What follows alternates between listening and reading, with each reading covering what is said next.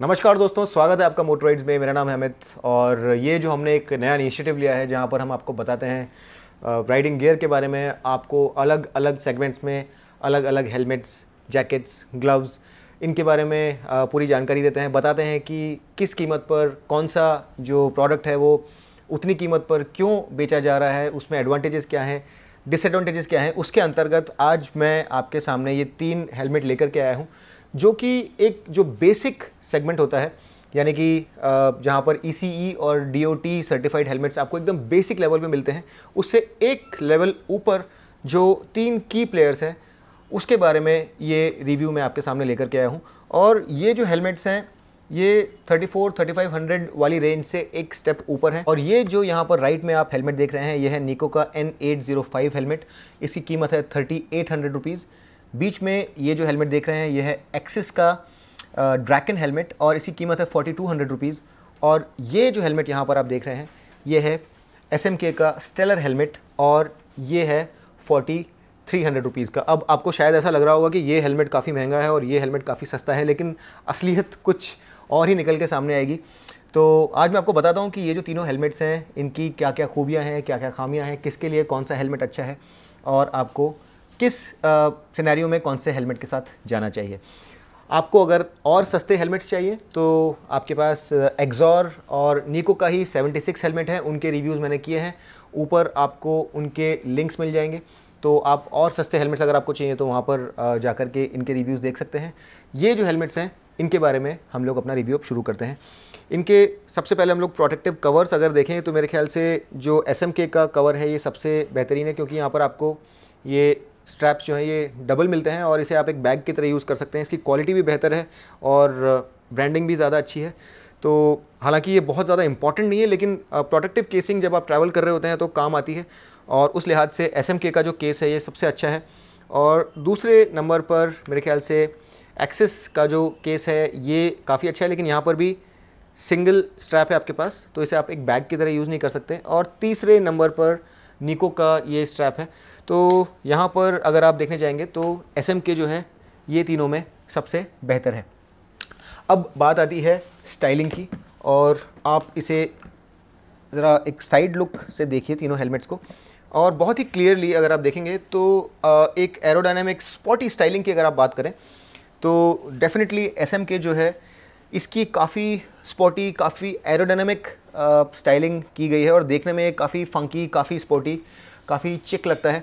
दूसरे नंबर पर मेरे ख्याल से एक्सिस है जो कि काफ़ी बैलेंस्ड हेलमेट है। ये भी काफ़ी स्पोर्टी है, लेकिन इतना ज़्यादा बड़ा फंकी स्पोर्टी नहीं दिखता है। ये पीछे एक स्पॉइलर का लुक भी लिए हुए है, कुछ हद तक स्पोर्टी है, एरोडायनेमिक है, लेकिन फिर भी उतना ज़्यादा एक्सप्रेसिव इसका स्टाइलिंग नहीं है। और तीसरे नंबर पर निको है जो कि एक ज़्यादा ट्रेडिशनली स्टाइल्ड हेलमेट है। यहाँ पर भी पीछे एक एरोडायनामिक लुक दिया है इसे, यहाँ पर एक स्पॉइलर जैसा लुक यहाँ पर नज़र आ रहा है, लेकिन ये फिर भी एक ज़्यादा राउंडिश हेलमेट बन के सामने आता है। अब हम लोग बात करते हैं मटेरियल क्वालिटी और फिट और फिनिश की। तो वहाँ पर भी जिस तरह से हमने इन हेलमेट्स को यहाँ पर रखा है उसी श्रेणी में, उसी तौर पर ये हेलमेट्स रैंक्ड होने चाहिए मेरे ख्याल से। जो ABS शेल क्वालिटी है और जो प्लास्टिक क्वालिटी है, जो फंक्शंस हैं वो जिस तरह से काम करते हैं वो मेरे ख्याल से SMK में ज़्यादा अच्छे हैं। हालांकि अगर आप एक्सिस देखेंगे तो ये भी कुछ कम नहीं है, लेकिन ओवरऑल अगर मैं फ़िनिश की बात करूँ, ख़ास तौर पर अगर मैं ये वाइज़र का जो मूवमेंट है इसकी बात करूँ, वाइज़र की क्वालिटी की बात करूँ, तो मुझे स्टर्डीनेस के मामले में SMK का वाइज़र ज़्यादा बेहतर लगा। ओवरऑल फिनिश और शेल की अगर मैं बात करूं तो एक्सिस भी काफ़ी अच्छा है, लेकिन मुझे वाइज़र यहाँ पर ज़्यादा बेहतर लगा। एक और जो बड़ा डिफरेंस है आउट ऑफ द बॉक्स, यहाँ पर आपको anti fog pin lock visor out of the box मिलता है, जो कि आपको बाकी दोनों हेलमेट्स में नहीं मिलता है। यहाँ पर आपको पिन लॉक ज़रूर मिलेगा, लेकिन वाइज़र आपको pin lock anti fog visor अलग से लेना पड़ेगा और उसकी कीमत आपको अलग से देनी होती है, जो कि लगभग 600 से 700 रुपये तक आपको देनी होती है। तो ये भी एक बड़ा डिफरेंस है। और यहाँ पर आपको पिन लॉक भी नहीं मिलता है, लेकिन आप निको के अंदर ये जो वाइज़र है इसे रिप्लेस कर सकते हैं पिन लॉक वाइज़र और एंटी फॉग वाइज़र के साथ 500 रुपये में, और ये 3800 रुपीज़ का है। तो वो जो कीमत है वो 4300 रुपीज़ बन के इन दोनों हेलमेट जितनी ही आ जाती है। तो अल्टीमेटली अगर आप तीनों हेलमेट पर pin lock visor with anti fog लगा दें तो इसकी कीमत हो जाएगी 4300 रुपीज़। इसकी कीमत है 4300 रुपीज़ ही, क्योंकि यहाँ पर आपको आउट ऑफ द बॉक्स ये फीचर मिलती है। लेकिन यहाँ पर जो कीमत है वो बढ़ करके लगभग 4800 रुपीज़ तक चली जाएगी और ये हेलमेट सबसे ज़्यादा महंगा हो जाएगा। तो उस लिहाज से अगर सारी चीज़ों को इक्वल कर दिया जाए तो जो एक्सिस का ड्रैगन हेलमेट है ये आपको सबसे ज़्यादा महंगा पड़ेगा। बाहर की अगर हम लोग बात करें तो ये दोनों हेलमेट जो हैं निको और एसएम के, ये 1600 ग्राम्स के हेलमेट्स हैं और एक्सिस जो है इनमें सबसे हल्का हेलमेट है और ये जब आप इसे पहनते हैं तो आपको ज़्यादा कंफर्टेबल भी लगता है। मेरे ख्याल से लॉन्ग डिस्टेंस राइडिंग पे अगर आपको जाना है तो इसके कुछ विशेष एडवांटेजेस हैं, मैं आपको बताता हूँ उसके बारे में। निको में आपको ये एक लॉकिंग सिस्टम मिलता है जो कि हाई स्पीड राइडिंग के दौरान इस वाइज़र को अपनी जगह पर रखता है। और अगर आप वेंटिलेशन की बात करें तो यहाँ पर सबसे ज़्यादा वेंट्स आपको नज़र आएंगे, 1 2, यहाँ पर ये 2 और वेंट्स और साथ ही ये एक और वेंट, इस तरह से बहुत सारे यहाँ पर वेंट्स हैं। साथ ही इसका शेप कुछ ऐसा है कि नीचे से भी काफ़ी सारी हवा अंदर प्रवेश करती है। तो आपको अगर सिटी राइडिंग करनी है और अगर आपको ज़्यादा वेंटिलेशन चाहिए तो उसके लिए निको के जो हेलमेट्स हैं ये ज़्यादा अच्छे हैं। लेकिन ओवरऑल अगर आप फिट फिनिश की बात करें, क्वालिटी की बात करें, अगर आप प्लास्टिक मटेरियल्स और जो नॉचेस जिस तरह से आगे पीछे मूव करते हैं उसकी बात करें तो निको जो है वो मेरे ख्याल से इन हेलमेट से एक स्टेप पीछे है। लेकिन एक बड़ा एडवांटेज जो आपको निको के साथ मिलता है वो ये है कि ECE और DOT के साथ साथ आपको ISI मार्क भी मिलता है जो कि आपको बाकी दोनों हेलमेट्स में नहीं मिलेगा।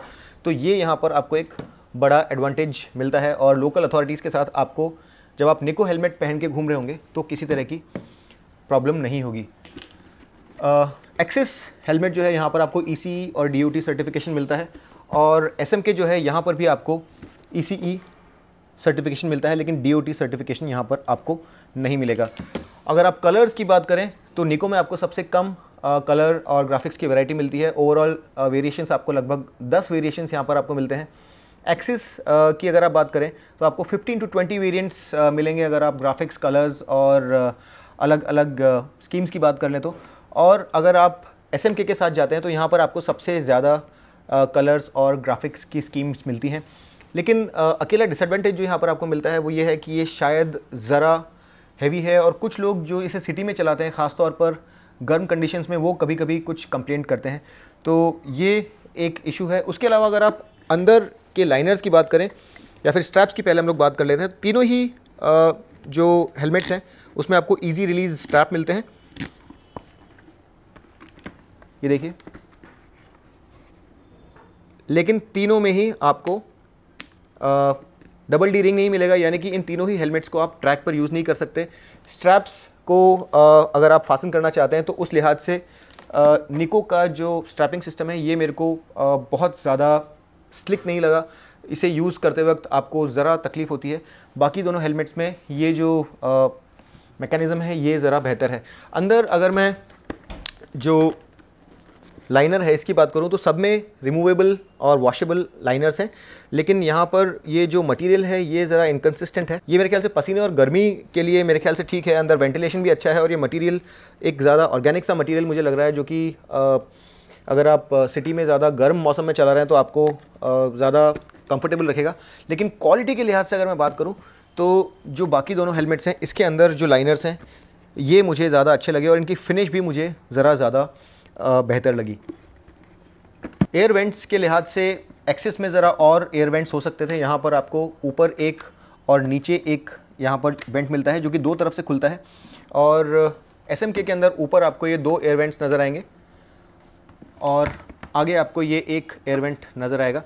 तो यहाँ पर अगर आप बात करें एयर वेंट्स की तो निको में आपको सबसे ज़्यादा वेंटिलेशन मिलता है, दूसरे नंबर पर है SMK और तीसरे नंबर पर है एक्सिस।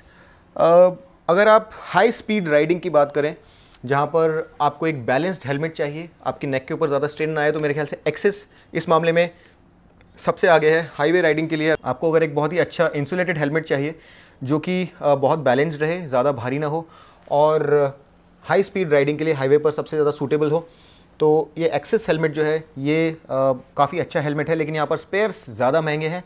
यहाँ पर अगर आपको कोई स्पेयर्स रिप्लेस करने हैं तो उनकी कीमत बाकी दोनों से ज़्यादा है, तो ये एक चीज़ आपको ध्यान में रखनी होगी। ये इन दोनों से ज़्यादा महंगा हेलमेट है और ये जो है इसकी हाईवे कैपेबिलिटी मेरे ख्याल से इन दोनों हेलमेट से ज़रा बेहतर है। SMK जो है ये भी एक काफ़ी अच्छा ओवरऑल हेलमेट है जो सिटी और हाईवे दोनों में आप यूज़ कर सकते हैं, लेकिन कुछ लोगों को इसके रिलेटिवली ज़्यादा वेट के कारण कभी कभी थोड़ी सी प्रॉब्लम होती है। सिटी के लिहाज से बहुत सारे लोगों को ख़ास तौर पर इंडियन कंडीशंस में निको का हेलमेट काफ़ी पसंद आता है, क्योंकि यहाँ पर वेंटिलेशन काफ़ी सारा है और इसका जो शेप है ये भी जो ट्रेडिशनलिस्ट हैं जिनको सिटी में ज़्यादा चलाना होता है उन्हें ज़्यादा पसंद आता है। इसके रिप्लेसमेंट कंपोनेंट्स जो हैं वो भी रिलेटिवली ज़रा चीपर हैं, तो इसे मेंटेन करना भी रिलेटिवली इजी है। ओवरऑल इन तीनों हेलमेट्स में से अगर मैं एक बेस्ट राउंडेड हेलमेट की बात करूं तो मेरे ख्याल से मैं SMK को चुनूंगा, क्योंकि यहाँ पर कीमत जो है ये बहुत ज़्यादा कॉम्पिटिटिव है। यहाँ पर आपको आउट ऑफ द बॉक्स एक पिन लॉक वाइज़र और एंटी फॉग वाइज़र मिलता है। इसकी फिट फिनिश बहुत अच्छी है। अंदर जो क्वालिटी है इसकी अगर आप बात करें लाइनर की या फिर वाइज़र की, जो पेंट क्वालिटी है, जो ऑप्शंस हैं आपके पास, ये सारे बहुत अच्छी क्वालिटी के कंपोनेंट्स यहाँ पर दिए गए हैं। उस लिहाज से इसकी प्राइसिंग बहुत अच्छी है और ये एक ओवरऑल विनर बन के मेरे सामने आता है।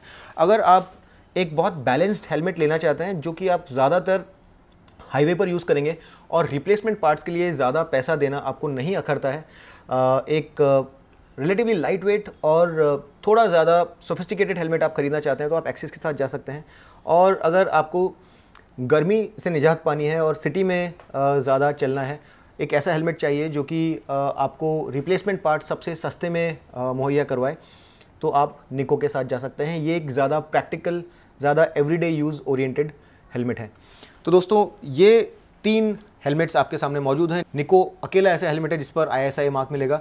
यहाँ पर आपको तीनों सर्टिफिकेशंस मिलेंगे, यहाँ पर ECE और DOT, और यहाँ पर सिर्फ ECE मिलेगा, लेकिन उससे फ़र्क नहीं पड़ता क्योंकि ECE और DOT इक्विवेलेंट है। तो दोस्तों ये था इन तीनों हेलमेट्स का रिव्यू, जो कि बेस लाइन ECE और DOT हेलमेट से एक लेवल ऊपर सेल करते हैं। ये हेलमेट है 3800 रुपीज़ का, ये हेलमेट है 4200 रुपीज़ का, और ये हेलमेट है 4300 रुपीज़ का, लेकिन features out of the box तीनों हेलमेट्स में अलग अलग हैं। उम्मीद करता हूँ कि इस वीडियो के द्वारा आपको इन तीनों हेलमेट्स में से चूज़ कौन सा करना है ये डिसाइड करने में ज़रा मदद मिली। अगर आपको ये वीडियो अच्छा लगा तो इसे लाइक ज़रूर कीजिए, सब्सक्राइब कीजिए मोटोराइड्स को, बेल नोटिफिकेशन आइकन दबा दीजिए, इसे अपने दोस्तों के साथ शेयर ज़रूर कीजिए। ECE, DOT, स्नेल और ISI मानकों में डिफरेंस क्या है, अलग अलग हेलमेट्स के जो सर्टिफिकेशंस हैं ये क्या हैं और इनमें फ़र्क क्या होता है, आपको कौन सा लेना चाहिए, इस बारे में आपको जानना है तो ऊपर आपको एक लिंक मिलेगा, वहाँ जा करके आप एक वीडियो देख सकते हैं जहाँ पर मैंने ये अच्छे से एक्सप्लेन किया है कि इन सारे मानकों में डिफरेंस क्या है। और मैं आपसे गुजारिश करूंगा कि आप इस तरह के वीडियोज़ अगर पसंद करते हैं तो अपनी सर्चेस के आगे मोटोराइड ज़रूर लगाएं, ताकि हमारा कंटेंट आप तक लगातार पहुंच सके, ताकि आप एल्गोरिदम्स का जो मकर जाल है उसमें कहीं फंस ना जाएं। और अगली बार तक के लिए मैं आपका दोस्त अमित आपसे विदा लेता हूं। तब तक के लिए rev hard, rev free and ride safe.